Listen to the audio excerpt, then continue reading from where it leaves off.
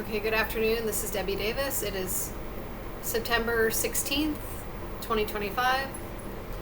Okay, so the last video I did, I was stuck. My car was stuck. Okay, I found out something that they are able to do to our vehicles, um, but it started out yesterday when I was at the VA. I was simply trying to turn in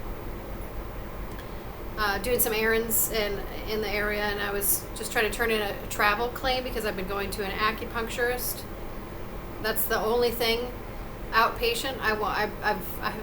I'm scared to even go to the VA for care, but I have an outpatient acupuncturist that I've been seeing that was approved by Community Care, but I can't get them to approve the therapy, the other therapy. Okay, so you're supposed to be able to turn in a travel claim for going outpatient or whatever. You know, anytime you go into your VA appointments, you know, you should be able to get travel pay for where you're traveling from.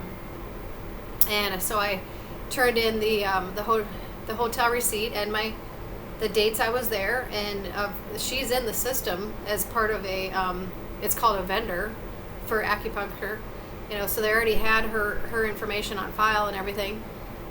And but this guy shows up out of nowhere that I've never seen there before, and he's tries to give me a hard time and tells me that I have to turn in this. I'm temporarily staying not near the city right now, not exactly right close to the city, but I still get my mail somewhere there.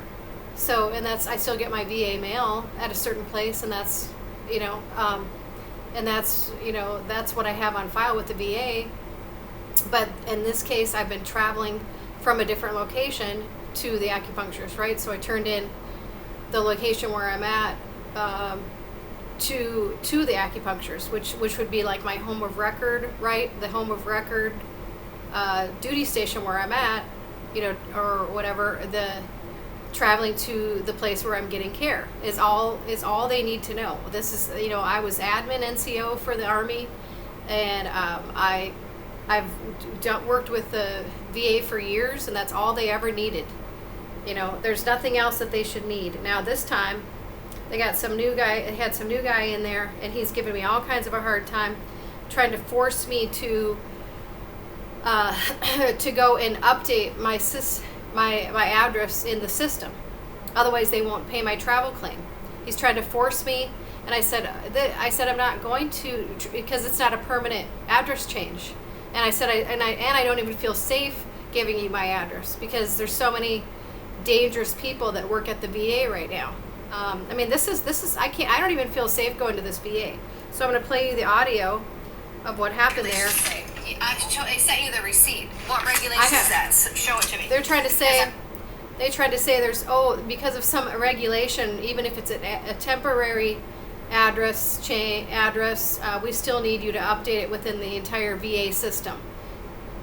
Does that make any sense to any other veteran out there? I've never in my life had them happen, and it's not a permanent address change. So you're telling me that like every veteran and everywhere we work, even, like truckers or whoever we are, we got to update our address every time with the VA because the VA is our big brother daddy. It doesn't work that way. This is a complete lie.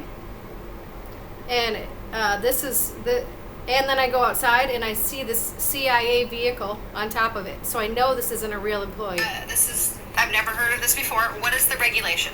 The regulation is... I don't feel safe or comfortable giving an updated address where I'm at right now because I've had psychopaths follow me out of here that work at the patient advocate office upstairs. You don't even have real employees that work here. You realize this? We know this now. I don't feel safe giving somebody my address here right now. The VA is so corrupt that it's unbelievable. And, we're scared to even get